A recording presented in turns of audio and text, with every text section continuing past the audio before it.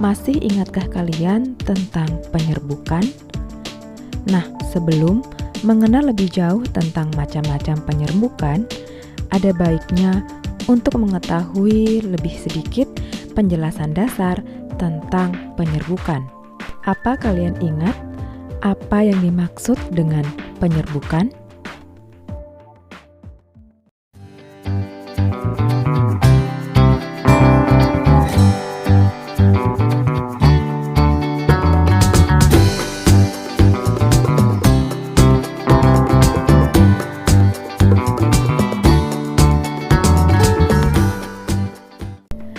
Penyerbukan merupakan proses jatuhnya serbuk sari pada permukaan putik yang terjadi pada bunga dari tumbuhan. Penyerbukan ini juga biasa disebut dengan polinasi. Penyerbukan merupakan bagian penting dari proses reproduksi tumbuhan berbiji.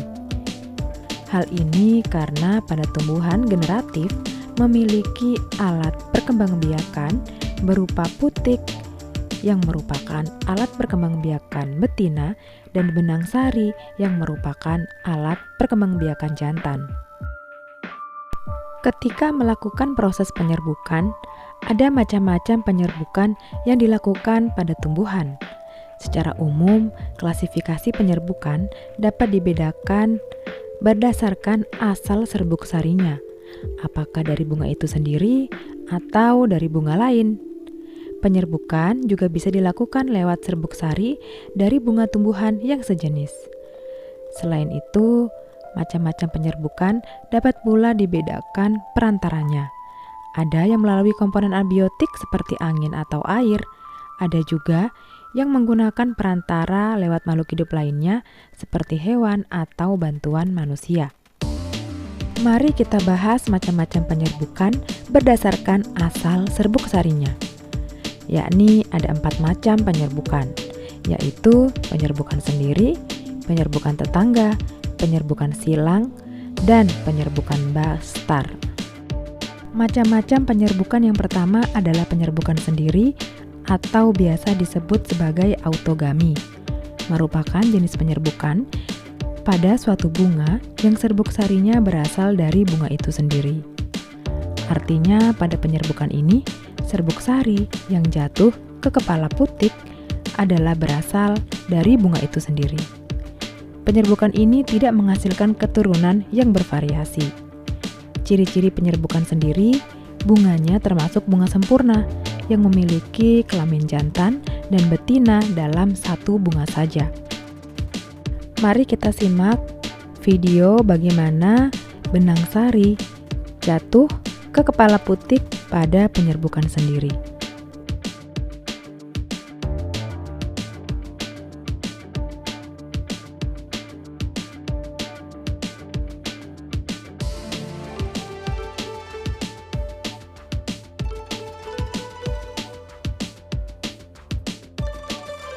Beberapa contoh tumbuhan yang melakukan penyerbukan sendiri antara lain bunga sepatu, bunga jambu air, dan bunga rambutan. Macam-macam penyerbukan berikutnya adalah penyerbukan tetangga atau geitonogami. Penyerbukan ini merupakan jenis penyerbukan yang serbuk sarinya berasal dari bunga lain pada tumbuhan tersebut. Artinya, serbuk sari yang jatuh ke kepala putik pada bunga lain, tapi bunga itu masih terletak pada tumbuhan itu sendiri. Penyerbukan tetangga ini terjadi karena bunga jantan dan bunga betina pada tumbuhan tersebut tidak berada dalam satu bunga, sehingga membutuhkan 2 bunga dalam tumbuhan yang sama untuk melakukan proses penyerbukan.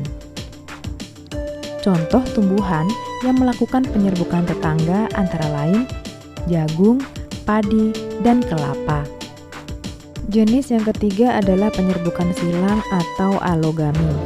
Pada penyerbukan silang atau alogami, jenis penyerbukan yang serbuk sarinya berasal dari bunga lain pada tumbuhan lainnya yang masih dalam satu jenis yang sama. Artinya serbuk sari jatuh ke kepala putik bunga lain yang berbeda tumbuhan tapi masih sejenis. Penyerbukan ini kerap disebut sebagai istilah persilangan atau kawin silang. Penyerbukan ini umumnya menghasilkan variasi keturunan yang baru karena perpaduan dua sifat tumbuhan induk. Contoh yang melakukan penyerbukan silang antara lain mawar, kamboja, dan pinus. Proses penyerbukan yang keempat adalah penyerbukan bastar atau biasa disebut dengan hibridogami, merupakan jenis penyerbukan yang serbuk sarinya berasal dari bunga lain pada tumbuhan lain yang berbeda jenis atau setidaknya mempunyai satu sifat beda. Pada prosesnya, serbuk sari jatuh ke kepala putik bunga lain yang berbeda varietas. Penyerbukan bastar umumnya akan menghasilkan varietas maupun spesies baru. Contoh tumbuhan yang melakukan penyerbukan bastar seperti lili kuning dengan lili merah muda, mawar merah dengan mawar putih, ataupun jambu batu merah dan jambu batu putih. Lalu bagaimana dengan macam-macam penyerbukan berdasarkan perantaranya? Berdasarkan perantaranya ini, macam-macam penyerbukan juga terbagi menjadi 4, yaitu penyerbukan dengan angin, dengan hewan, dengan air, dan dengan manusia. Yang pertama adalah penyerbukan dengan angin atau anemogami. Penyerbukan ini disebut juga dengan istilah anemogami atau anemofili. Jenis penyerbukan ini biasanya terjadi pada bunga tumbuhan dengan bantuan angin yang berhembus. Pada proses penyerbukan ini terjadi saat angin meniup serbuk sari sehingga terlepas dari tangkainya dan dapat masuk ke dalam tangkai putik. Penyerbukan dengan bantuan angin umumnya terjadi pada bunga dengan mahkota kecil dan warnanya tidak mencolok. Selain itu, bunga pada penyerbukan ini biasanya tidak mempunyai kelenjar madu atau nektar, serbuk sarinya ringan, kepala putiknya besar, mempunyai tangkai sari yang panjang, dan jumlah serbuk sarinya banyak. Contoh tumbuhan lain yang melakukan penyerbukan dengan bantuan angin selain dandelion adalah tanaman padi ataupun tanaman jagung. Selanjutnya adalah penyerbukan dengan perantara hewan atau zoidiogami. Penyerbukan ini berproses melalui bantuan hewan yang punya istilah zoidiogami atau zoidofili. Macam penyerbukan ini bisa terjadi pada bunga tumbuhan karena bantuan hewan seperti kupu-kupu, lebah, kelelawar, siput, burung, atau serangga lainnya. Penyerbukan dengan bantuan hewan umumnya terjadi pada tumbuhan dengan bunga yang menarik. Ciri-cirinya, bunga memiliki mahkota berukuran besar serta warna mahkotanya yang mencolok dan berwarna-warni. Selain itu, biasanya bunganya memiliki bau yang harum dan memiliki kelenjar madu atau nektar. Penyerbukan dengan bantuan hewan termasuk jenis penyerbukan yang paling banyak terjadi. Contoh tumbuhan yang melakukan penyerbukan dengan bantuan hewan antara lain bunga sepatu atau bunga melati. Penyerbukan selanjutnya adalah penyerbukan dengan air. Penyerbukan dengan bantuan air ini disebut juga dengan istilah hidrogami atau hidrofili. Jenis penyerbukan ini bisa terjadi pada bunga tumbuhan karena air yang membuat serbuk sari jatuh ke kepala putik. Proses penyerbukan ini terjadi karena bunganya biasanya terendam air. Bisa juga terjadi karena terkena air hujan atau karena tumpahan air lainnya. Hal ini membuat serbuk sari rontok dan mendekati kepala putik. Tidak ada ciri khusus pada bunga yang melakukan penyerbukan jenis ini. Contoh tumbuhan yang melakukan penyerbukan dengan bantuan air selain bunga teratai yang memang hidup di air, ada pula ganggang atau hidrilia.